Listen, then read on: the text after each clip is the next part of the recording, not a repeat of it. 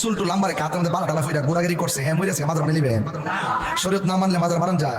আমি বলছিলাম আমি মিজান বেঁচে থাকতে এই ভণ্ড বক্তাদেরকে ওয়াজের মাঠে উঠতে দিব না, তাই আজকে বাস্তবায়ন হয়েছে। আমি ভিডিও বানিয়েছিলাম যে ভণ্ডরা কোনোদিন 8 পাস 9 পাস যোগ্যতাবিহীন এই ভণ্ডরা আওয়াজের মধ্যে লাফালাফি করে তাদের ওয়াজ করতে দিব না। 8 পাস 9 পাস বই আপনারা কি কয় কি না হুন নাইনে ওয়াজ করে লাতি মারে উস্তা মারে কি একটা আশ্চর্য সুন্নতের মাঠটারে নষ্ট করে ফেলাইছে। এটাই আজকে সফল এবং সাংগঠনিকভাবে আল্লামা তাহিরি এটার পদক্ষেপ নিচ্ছেন। কোন প্রক্রিয়ায় ওয়াজ মাহফিলটা চলবে এটা হলো সুন্নাতুল জামাতের পক্ষ থেকে ফতোয়া বোর্ডের মাধ্যমে দায়িত্বহীনভাবে সাজাইতে হবে। অনেকেই আমাকে বলেছিলেন মিজান ভাই এগুলোর বিরুদ্ধে বলবেন না, লাভ হবে না। ভাই যদি একজন দাঁড়ায় যায় বীর পুরুষের মতো তাহলে অবশ্যই, কারণ আমি যদি না দাঁড়াই আরেকজন যদি না দাঁড়ায় তাহলে কিন্তু এসব সংশোধন হবে না। যোগ্যতার ভিত্তিতে এই চেয়ারে বসে কথা বলতে হবে এবং বসে ইচ্ছা করলে যা মন তা বলা যাবে না। মাজার পূজারীদেরকে বলতে চাই মাজারের আশেপাশে যেন আর কোনোদিন গান বাজনা না হয়। দেনি আমার কথা হইলো ওলি আল্লাহর মাজার এইভাবে একটা সীমানা দিতে হবে। এটার ভিতরে কোনো নাইস গান চলতো না, এটার ভিতরে কোনো মাদকি আবার ফ্যান্সি গান চলতো না, এখানে কোনো আড্ডা বাজে গলাবাজি চলতো না। এটা জিয়ারতের জায়গা, এটার বাইরে যায় করো। এতটুকু সীমানার বাইরে যদি করে এটার দায় মাজার কমিটি নিবে না, সুন্নি জামাতও নিবে না।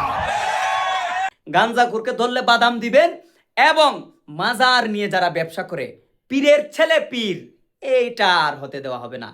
আর আঙ্গুদেশে ফিরের ফুট ফির হইলই মাজার। এবং আমার যে পদক্ষেপ ছিল এবং আমার ভিতরে যেই কল্পনা বাস্তবায়ন করার যে প্ল্যান ছিল, আর আমি কইয়া দিছি মাজার যদি কেউ ভাঙতো যা লাড়ি গিলে হারি থাকবে, যারা ভাঙতে বা ঠ্যাঙ্গের গুড়ানি ভাঙিয়ে দিবে। কথা ঠিক না বেটে? আর যদি কোনো গান জুটার যদি ফিরে কিছু পাই না, হাতে নাতে যদি গান জুটে ধরতে পারেন তাহলে নিয়ে পুলিশে দিয়ে দেন, আমরা আপত্তি নাই। কথা ঠিক না বেটে? ইয়াং জেনারেশন আমার যুবক ভাইদের প্রতি অনুরোধ, সুন্নিদের প্রতি বিভ্রান্তি নিবেন না।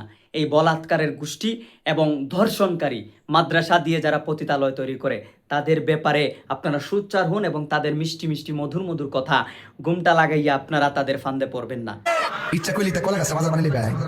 একবার নামাজ পড়ছে না, রোজা রাখছে না, হজ করছে না, যাকাত দিছে না, শরীয়ত মতো চলছে না, সুলটু লাম্বারে কাতের মধ্যে বালাটালা ফইরা গোরাগিরি করছে হ্যাঁ মইরাছে মাজার বানিয়ে নেবে। এই বলাৎকার গোষ্ঠী বিভ্রান্ত আকীদায় নেওয়ার জন্য আপনাদেরকে এই বলাৎকার গোষ্ঠী মাদ্রাসায় যারা বলাৎকার করে শিশুকে ধারা দর্শন করে তারা আপনাদেরকে বিভ্রান্ত চড়ায় ঘুমটা দিয়া নীরব নীরব কথা বলে এবং তারা চায় ইয়াং জেনারেশনকে টার্গেট করে কোটি কোটি টাকার মালিক হবে। অমুক ফাউন্ডেশন তমুক ফাউন্ডেশন দিয়ে বাংলাদেশটাকে তারা দখল করতে চাচ্ছে। ফিরে ফুট হইলে ফির হইতে পারতো না। তার মধ্যে যোগ্যতা লাগবে, ইবাদত লাগবে, রিয়াজত লাগবে, শরীয়ত লাগবে, তরিকত লাগবে, হাকিকত লাগবে, মারিফত লাগবে, সোহবত লাগবে, বেলাগত লাগবে, কারামত লাগবে। হাত তুলে বলো ঠিক না বেঠে? আবারও কসম কেটে বলতেছি সুন্নিরা এসবের ব্যাপারে পক্ষে নেয় না এবং সুন্নিরা এই মাজার ব্যবসা বা এই ভণ্ডদের পক্ষে কোনোদিন ছিল না। আসলে আমাদেরকে এই বিভ্রান্তের মধ্যে নিয়ে যাচ্ছে কারা জানো? এই বলাৎকারের গোষ্ঠী।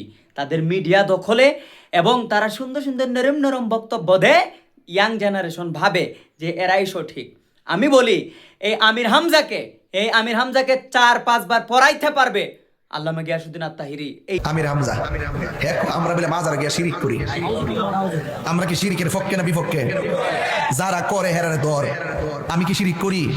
হ্যাঁ যখন লাগাতার যখন আমার যে আঙ্গুল দিয়ে কালকে মিডিয়াতে বইয়া বিয়া কিছু টেলিভিশন আমার নামটা লয়া তো শালি বাবা খেলা বাবা করে আর কিছু নাই বেড়া, আর কিছু নাই। তোর মতো বেড়া তো কয়েকবার ফরাইবার যোগ্যতা রাখি।